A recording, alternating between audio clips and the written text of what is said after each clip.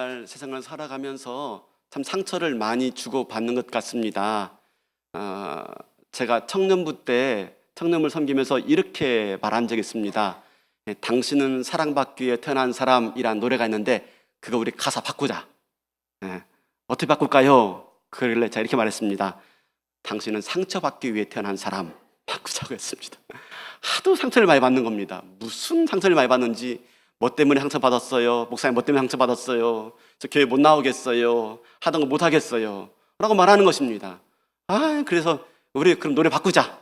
당신은 사랑받기 위해 태어난 사람이 아니라 당신은 상처받기 위해 태어난 사람, 노래 바꾸자 라고까지 말한 적이 있었습니다. 그만큼 상처를 많이 받고 주고 있습니다. 살아가면서 한 번도 상처받지 않은 사람 없지요. 또 살아가면서 나도 모르지만 누군가한테 상처를 주고 있는 것입니다. 근데 상처 중에 가장 큰 상처가 뭡니까? 가족에게서 받은 상처가 가장 큽니다. 그 가족이 오래전에 세상을 뜬 식구일 수도 있고요, 아직도 내 주변에 머물러 있는 식구일 수도 있지만 여튼 가족에게 받은 상처가 크고 아픕니다. 여러분 서동주 씨 아세요? 서동주 씨, 샌프란시스코의 이방인이라는 책을 쓰신 분이신데요. 네, 서세원 씨 아시죠? 코미디언 서세원 씨, 또 서정희 씨의 딸이 바로 서동주 씨예요. 지금은 아버지랑 인연을 끊고 살아가는데요. 미국의 변호사로 활동 중이다가 최근에 TV 보니까 TV 프로에 이렇게 패널로 자주 등장하더라고요. 웬일인지는 모르겠지만 말입니다. 미국의 변호사로 활동하다가 지금은 이혼하고 그렇게 활동하고 있는 것 같습니다. 이분이 이 샌프란시스코 이방인이라는 책에 자기의 과거의 이야기와 과거의 상처에 대해서 적어놓은 대목이 있어요. 보면요, 아버지 서세원 씨가 불륜을 저지릅니다. 그리고 2개월 넘도록 밖에 나가 있다가 2개월 만에 돌아와서는요, 아내 서정희 씨를 폭행하는 거예요. 여러분 다 봤죠? TV에서. 네, 봤을 거예요. 막 엘리베이터 안에서 막 다리 잡고 끌어당기고 발로 밟고 폭행하는 장면 아마 봤을 것 같습니다. 38kg밖에 안 되는 그 가녀린 여인을요, 막 발로 밟는 장면을 아마 봤을 것 같아요. 참 잔인하죠. 그런 일들을 이제 이 딸이 보다 못해서 엄마한테 이제 전화한 겁니다. 미국에서 공부 중에 있다가, 엄마, 왜 그렇게 살아? 차라리 이혼하지. 아빠랑 이혼하지. 왜 그렇게 살아? 라고 말을 한 겁니다. 이 이야기를 알고요, 아빠 서세원 씨가 날마다 딸에게 전화를 걸어가지고 악담을 퍼붓고 욕을 퍼붓고 저주를 해대는데요, 이렇습니다. 그 욕이 이렇습니다. 내가 널 죽이러 미국에 갈 거야. 널 보자마자 칼로 찔러 죽일 거야. 그리고 네 피부를 벗겨서 지갑으로 만들어서 날마다 매일 들고 다닐 거야. 아빠가 딸한테요, 이럴 수가 있어요? 이게 참 말이 됩니까? 그죠? 어떻게 한 피를 나눈 가족이 이렇게 매정하고 잔인하게 말할 수가 있어요? 그죠? 또 이런 말을 들을 때 그 가족은 얼마나 큰 상처를 받겠어요? 그죠? 제가 설교를 준비하면서 와이프한테 물었어요. 여보, 당신도 상처 받았어요? 상처 받았대요. 누구한테 상처 받았어요? 저는 이제 목회하는 아버지께 또는 뭐 형제들에게 받았겠다 싶어가지고 누구한테 받았는데요? 물었더니 당신. 제가 아무 말도 안 하고 이렇게 나왔습니다. 그리고 이제 들어가서 이제 오늘 따져야 됩니다. 이제 이야기 해봐야 되겠죠. 따지는 게 아니라 잘못을 구해야 되겠죠. 네. 우리가 사랑한다 하면서도요, 사랑하는 가족에게 상처를 주고 또 상처를 받습니다. 왜 그럴까요? 우리는 태어나면서부터 죄인인 거예요. 태어나면서부터 죄인이기 때문에 자기 중심적이에요. 모두가 다 자기 중심적이에요. 근데 이런 자기 중심성이 문제가 되어지는데, 특별하게 같이 살아가는 삶 속에서 자기 중심성이 드러나게 되어지면 누군가는 피해를 받게 되어 있습니다. 그렇죠? 공동생활 하는데, 같이 살아가는데 누군가 과도하게 자기 중심성을 드러내게 되어지면 누군가는 피해를 받게 되어 있죠. 그게 이제 바로 가족이게 되어지는 것이죠. 그래서 이 가족한테 받은 상처는요, 오래 갑니다. 오래 가. 그냥 자기로 끝나지 않고요, 심지어 그것이 흘러서 자녀에게까지 대물림 되는 걸 볼 수가 있어요.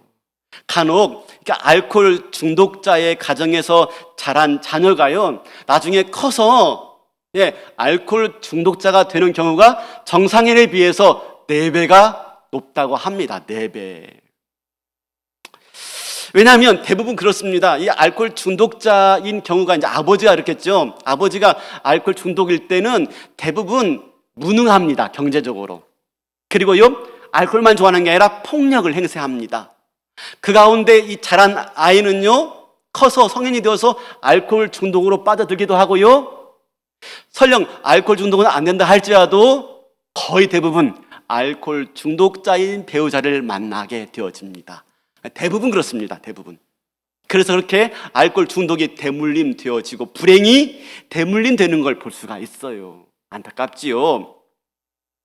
그러면 어떻게 이런 상처 가운데 소리가 좀 회복될 수 있을까? 어떻게 이런 대물림 가운데 소리가 좀 벗어날 수 있을까? 하는 것이지요. 우리가 바로 이런 상처에 대해서 좀 알아야 되고, 특별히 가족 간의 상처에 대해서 좀 우리가 이해를 가져야 합니다. 여러분, 가족 간에 상처받은 사람 중에, 성경의 인물 중에 누가 있을까요? 누가?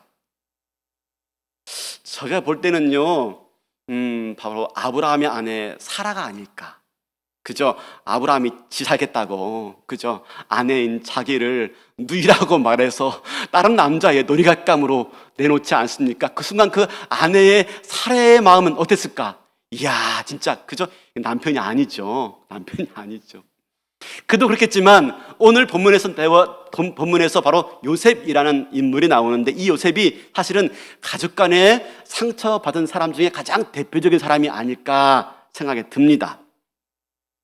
요셉은요, 아버지 어머니로부터 특별한 편애를 받았습니다. 특별한 총애를 받았죠.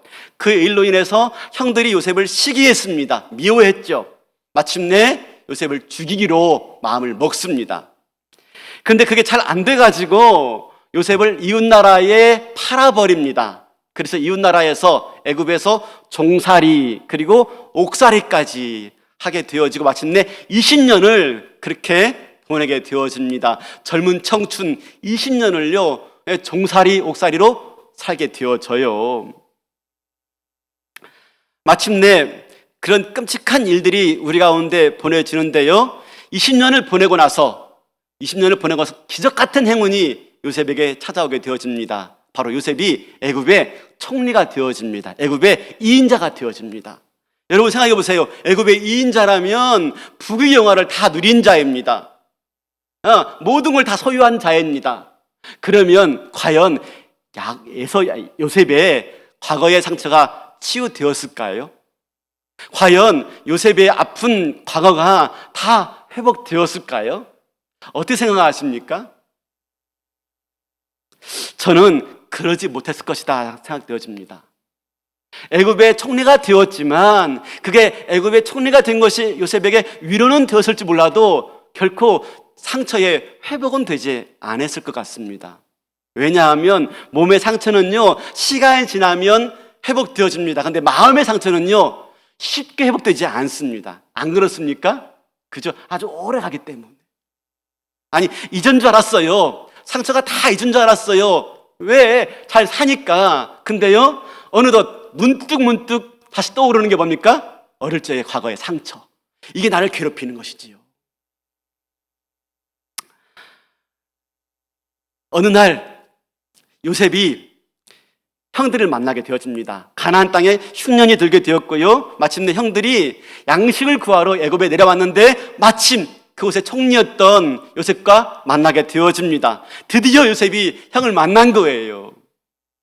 그때 그 요셉이 상처, 과거 다 잊은 것 같았는데 형들을 바라보니까요 또 그 가슴속 깊이 묻혀있던 그 미움과 원망과 분노가 아마 솟아 올라왔을 것 같아요.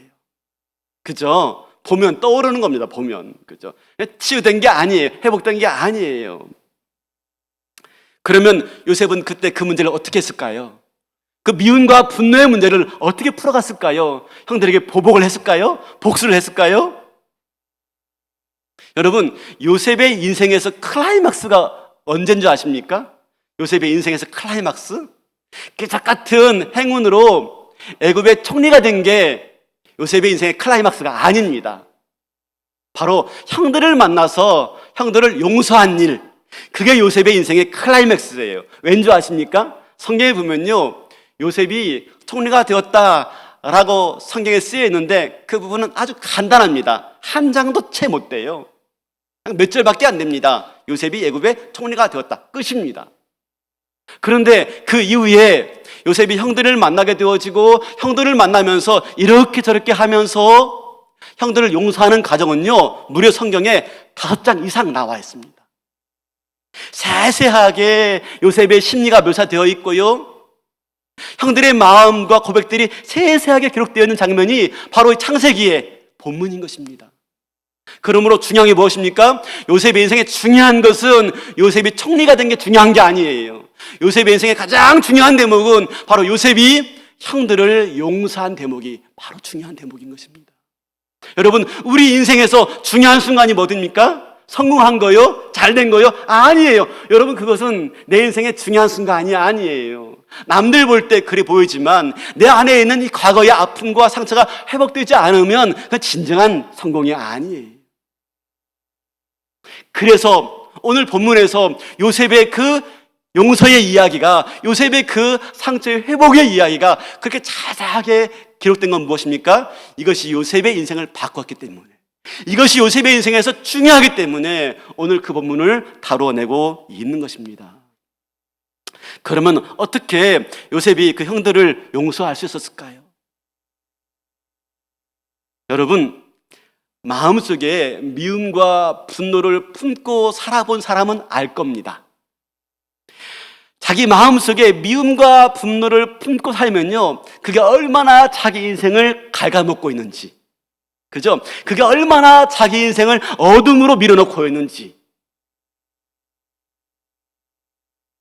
애굽의 총리가 되었다 할지라도요, 미움이 남아있고 분노가 남아있다면 결단코 그것은 요셉의 인생에서 진정한 축복이 아니었을 것입니다. 미움과 분노 때문에 스스로 복수의 감옥에서 벗어나지 못했을 거예요. 아마 지옥 같은 삶을 살았을 것입니다. 내가 그 형들만 만나기만 해봐라, 반드시 내가 갚을 거야. 그런데 여러분, 요셉이 마침내 형들을 만나서 용서하게 되어집니다. 근데 이 용서는요, 누가 시켜서 용서한 게 아니에요. 요셉이 스스로 한 것입니다. 누구를 위해서요? 자기 자신을 위해서. 여러분, 용서는요, 자기 자신을 위한 거예요. 자기 자신을 위한 거. 왜 그런지 아십니까? 가만히 생각해 보세요. 용서하지 않았을 때요, 내가 미움과 원망과 복수로 남았을 때, 여러분, 그 어두운 시절을 보내는 사람은요, 나한테 악행을 한 사람이 아니에요. 누구예요? 자기 자신, 자기 자신. 내가 누군가를 원망하고 미워해 보세요. 여러분, 원망하고 미워하는 그 사람이 바로 그 감옥에 갇혀있는 인생을 살게 되어집니다. 근데 용서해 보세요. 비로소 내가 그 원망과 미움과 분노의 감옥에서 내가 벗어나는 거예요. 여러분, 원망과 분노와 미움에서 용서하는 것은요, 자기 자신을 위한 것이라니까요. 제가 이런 걸 잘 안 하는데 한번 따라 해봅시다. 용서는 나를 위한 선물입니다. 시작. 용서는 나를 위한 선물입니다. 여러분, 내가 내 과거를 바꿀 수가 없어요. 내 과거를 바꿀 수 있는 능력이 없어요. 그러나 내가 내 인생을 바꿀 수 있는 기회는 있어요. 어떻게 해요? 용서함으로 내 미래를, 내 인생을 바꿀 수 있는 것입니다. 내 인생을. 우리가 용서라고 말하면 화해를 떠올려요. 근데 여러분, 용서와 화해는 정확히 구분되어집니다. 화해는요, 쌍방이 이루어진 거예요. 쌍방이.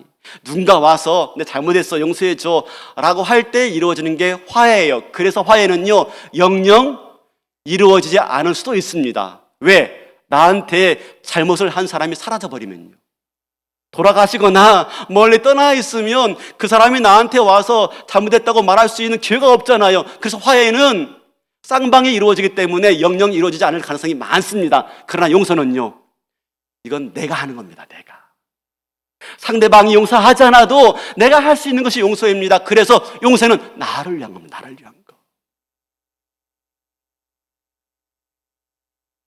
용서가 무엇입니까? 용서는요, 상대방이 나한테 한 일에 대해서 내가 심판하지 않겠다는 겁니다. 내가 저주하지 않겠다는 것입니다. 내가 복수하지 않겠다라고 내가 결단하는 것. 그게 용서예요, 용서. 그렇게 함으로 나 스스로를요, 복수의 감옥에서, 분노의 감옥에서, 저주의 감옥에서 나 스스로를 자유케 하는 것. 그게 용서이라니까요. 왜 우리가 용서하지 못합니까? 용서하지 못하는 것은요, 남이 나한테 한 대로 그대로 벌받아야 돼 하는 마음 때문에 그래요. 나한테 한 대로 그 사람 벌받아야지. 그죠? 내가 용서하면 그 인간 그냥 잘 살 텐데?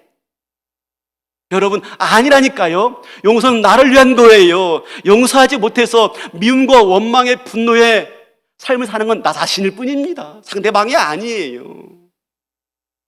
그러므로 용서함으로 달라지는 건 나야, 나. 용서함으로 달라지는 건 내 인생이야, 내 인생. 그러므로 용서는 나에게 줄 수 있는 최고의 선물입니다. 그렇다고 용서를 잊어버리는 것으로 생각하시면 안 됩니다. 여러분, 용서는 잊어버리는 게 아니에요. 그냥 잊어버리면 되지 뭐. 아니라니까요. 간혹 부모들로부터 심한 학대를 받은 경우가 있습니다. 이렇게 말해요. 부모님들도 나름대로 최선을 다한 거야 라고 말을 해요. 네. 왜요? 부모가 사랑이 없다고, 부모가 자녀에게 잔인하다는 것을 직면하고 싶지 않아 가지고요, 자기를 보호하는 차원에서 합리화시켜요. 그래도 우리 부모님들 최선을 다한 거지. 여러분, 이건 용서가 아닙니다. 용서가 아닙니다. 뭐죠? 잘못을 그냥 쉽게 합리화시켜 버리는 거죠. 직면하기 싫어서. 그런데 여러분, 요셉이 형들을 용서할 때 어떻게 합니까? 4절 보세요. 4절 이렇게 말하죠. 요셉이 형들에게 이르되 내게로 가까이 오소서. 그들이 가까이 가니 이르되 나는 당신들의 아우 요셉이니 당신들이 애굽의 판자라. 자기를 설명하는데요, 나 요셉이에요 라고 말하지 않아요. 뭐라고 말해요? 당신들이 애굽의 판자 요셉입니다. 형들의 악행을 분명하게 기억하고 있어요. 형들의 악행을 분명하게 지적하고 있는 것입니다. 잊지 않아요. 잊는 게 아니라니까요. 근데 단지 그 심판을요, 하나님께 맡기는 거예요. 하나님께. 후에 요셉의 아버지가 야곱이 죽습니다. 그러자 형들이 두려워해요. 왜냐하면 혹시나 요셉이 복수하지 않을까. 아버지가 있을 때에는 아버지 때문에 복수하지 않다가 아버지 돌아가신 다음에 혹시 복수할 수 있어 라고 하면서 요셉을 두려워하자 요셉이 뭐라고 하죠? 형들한테? 형들이요, 두려워 마소서 내가 하나님을 대신하리이까? 뭐죠? 내가 심판하는 자가 아니라는 것입니다. 내가 심판자가 되지 않겠다는 것이죠. 이 모든 것들을 하나님께 내려놓겠다는 것입니다. 누구를 위해서? 나를 위해서, 나를 위해서. 자기 자신을 위해서. 여러분, 내가 내 과거를 바꿀 수 없어요. 바꿀 능력이 없어요. 그러나 내 남은 인생은 새롭게 살 수가 있는 것입니다. 어떻게 해요? 용서함으로, 용서함으로. 왜 아직까지 용서하지 못하고, 왜 아직까지 그 상처에 붙들려서 여러분, 내 인생을 감옥같이 살아가시는 거예요? 그럴 이유가 없을 것입니다. 용서라는 놀라운 은혜가 있어요. 용서라는 놀라운 선물이 있어요. 내 인생을 복되게 할 수 있는. 그러므로 어떡합니까? 더 이상 요셉은 자기의 복수를 하나님께 맡겨버립니다. 과거를 하나님께 맡겨버려요. 그리고 하나님 안에서 새로운 삶을 시작해요. 자신을 통해서 하나님이 하실 일에 자기가 들어 쓰임 받기를 원합니다. 우리 5절 보니까 이렇게 말합니다. 당신들이 나를 이곳에 팔았다고 해서 근심하지 마소서, 한탄하지 마소서. 하나님이 생명을 구원하시려고 나를 보내셨습니다. 7절에도 보세요. 하나님이 큰 구원으로 당신들의 생명을 보존하시고 당신들의 후손을 세상에 두시려고 나를 보내셨습니다. 생명을 구원하시려고 하나님이 나를 지금 보내셨습니다. 생명을 보존하시려고 하나님이 지금 나를 부르고 계십니다.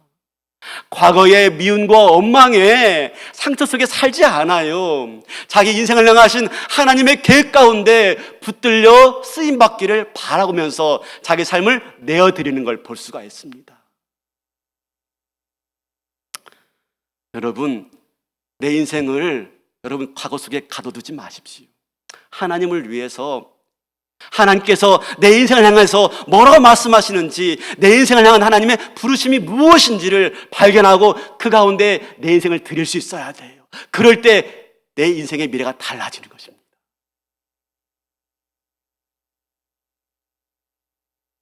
그럼 어떻게 요셉이 이게 가능했을까요? 어떻게? 그렇죠.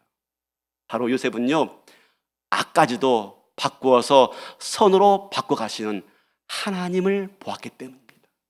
모든 악일지라도 그 악까지도 합력하여서 선으로 만들어 가시는 전능하신 하나님, 그 하나님을 보았기 때문에 그게 가능했던 거예요. 4절 보면은 이렇게 말합니다. 끝에 보니까 당신들이, 그죠? 5절에도 앞에 보니까 당신들 때문에 내가 이렇게 되었습니다 라고 바라보다가 그 시각이 바뀌기 시작합니다. 어떻게 바뀝니까? 5절 보세요. 다시 중간쯤 가니까 하나님이, 6절 7절에도 하나님이, 8절에도 하나님이, 9절에도 안 읽었는데 끝에 보니까 하나님이. 당신들이 내 인생을 이렇게 만들었습니다. 원망하지 않아요. 미워하지 않아요. 불평하지 않아요.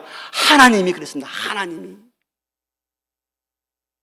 여러분, 내 인생을 누가 붙들고 있습니까? 사람들이 아닙니다.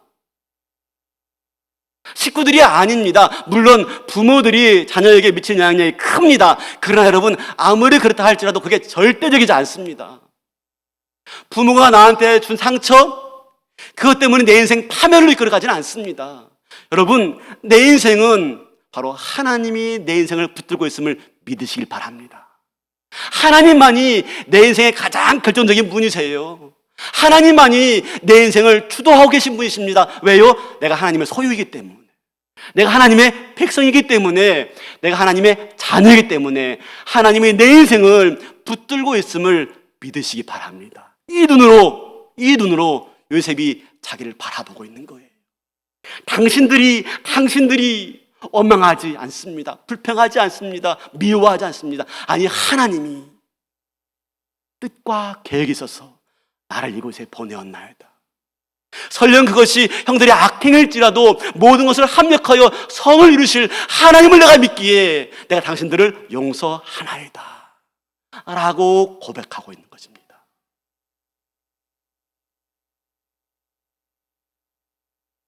마침내 그렇게 되었을 때요, 요셉이 인생이 바뀔 뿐만 아니라 요셉의 후손들이 바뀌고 있습니다. 어떻게요? 요셉의 형제들로 통해서 12지파가 형성되어지고요, 그것으로 인해서 이스라엘 민족이 탄생하게 되어집니다. 하나님이 아브라함 불러서 말씀했습니다. 내가 너로 큰 민족이 되게 하리라 하신 이 언약의 말씀이 비로소 여기서 완성되기 시작합니다. 요셉의 용서를 통해서 말입니다. 용서를 통해서 이스라엘 민족이 탄생되어지고 마침내 그 이스라엘 민족을 통해서 우리 구주 예수 그리스도께서 오시게 되어지고 그분이 온 인류를 구원하시고 온 인류를 살리시며 온 인류에게 영생을 주시는 분으로 우리에게 주어지고 있는 것입니다. 요셉의 용서를 통해서. 요셉이 용서하지 않았다면 그의 인생은 비참할 뿐만 아니라 그의 후손들도 비참했을 것입니다. 자기만 감옥 같은 인생을 살아가는 게 아니라 자기 후손들도 감옥 같은 인생을 살았을 것입니다. 그러나 요셉이 용서할 때 그의 후손이 바뀌게 되어지고요, 그걸 통해서 하나님의 놀라운 구원의 역사가 나타나고 있는 거예요. 여러분, 용서는 나를 구원하고 우리 가족을 구원하고 우리 민족과 우리 공동체를 살리는 놀라운 축복이 될 줄로 믿습니다.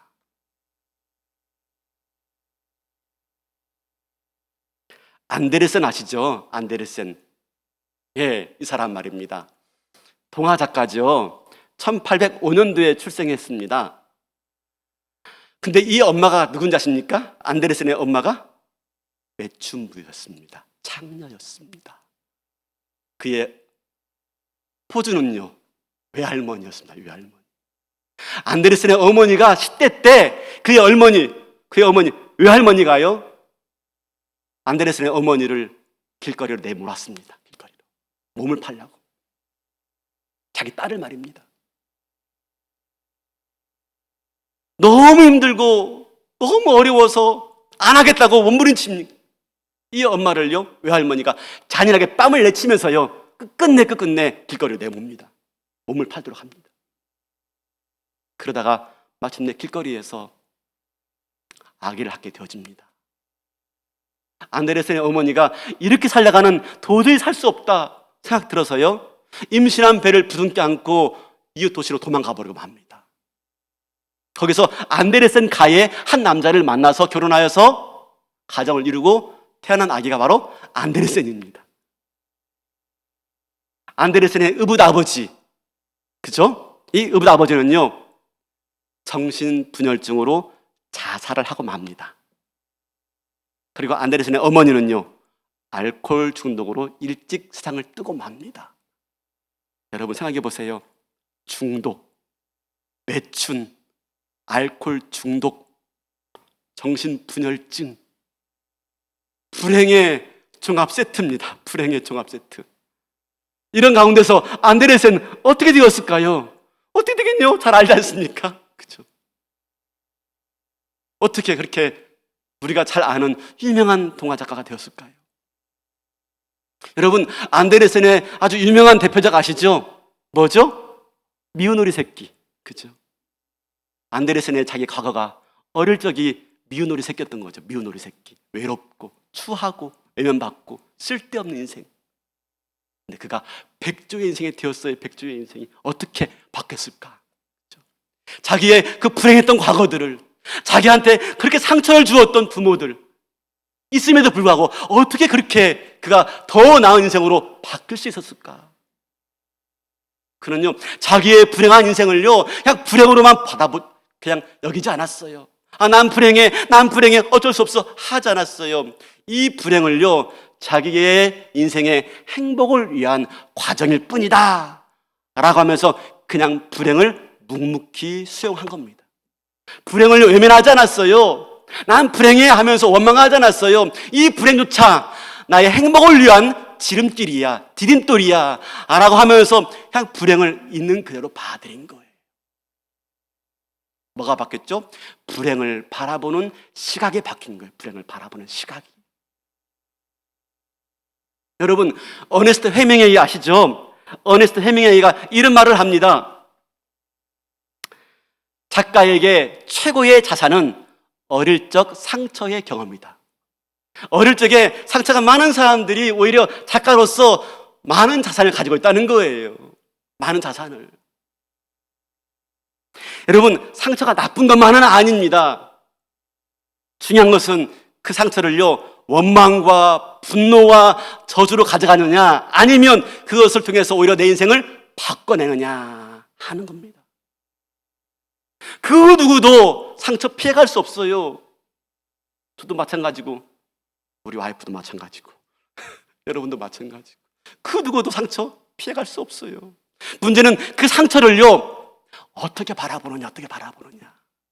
당신들이 그래서 내 인생이 이렇게 되었습니다 라고 보지 않고요, 하나님이 더 놀라운 뜻과 계획이 있어서 많은 생명들을 구원하시려고 나를 이곳에 보냈습니다 라고 바라보면서 그 눈이 바뀌고 그 시각이 바뀌고 그 너머 역사하시는 하나님을 발견했고, 그 하나님이 악까지도 합력하여서 선을 바꿔내시는 하나님인 줄 알았기 때문에, 그렇기 때문에 그는 상처를 바꾸어서 안데르센은, 그죠? 네, 더 나은 축복의 인생으로 백조 같은 삶으로 살았던 거예요. 요셉 또한 마찬가지인 것입니다. 사랑하는 성도 여러분, 악은요 그냥 선이 되지 않습니다. 악행은요 그냥 아름다운 결과로 가지 않습니다.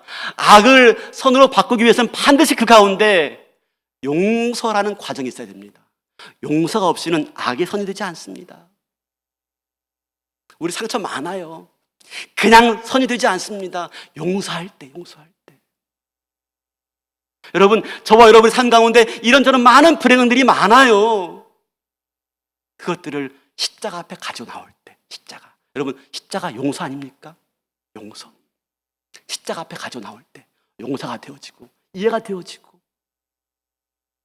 마침내 십자가의 그 은혜 앞에 나의 모든 불행했던 과거들과 상처와 아픔들이 다 내어놓고 놓아질 때, 비로소 그럴 때 그것이 아무리 심한 악일지라도 선으로 바꾸어서 생명을 구원하고 메시아가 나오고 인류를 구원하는 놀라운 역사로 바뀌어내지는 것입니다.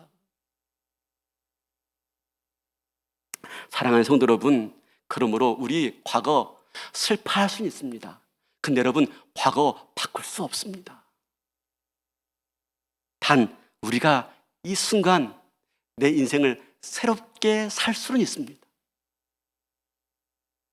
내 앞으로 인생, 내 미래 인생 바꿀 수는 있습니다. 어떻게 해요? 용서함으로. 여러분, 우리에게 주어진 삶은요 언제나 기회예요. 나에게 또 하루가 주어졌습니까? 또 한 번의 기회가 주어진 거예요. 나에게 또 하루가 시작되었습니까? 또 한 번의 기회가 주어진 거예요. 이 나에게 주어진 이 삶의 기회를 어떻게 살아내느냐? 나에게 달렸어요. 나에게. 어떻게 해요? 그것을 십자가 앞에 가지고 나와서 용서함으로 바꿔낼 때, 은혜로 바꿔낼 때 나는 내 삶을 새로운 삶으로 살아갈 수가 있는 거예요. 오늘 또 저와 여러분에게 새로운 삶은 시작될 것이고요, 새로운 기회는 늘 열려 있습니다.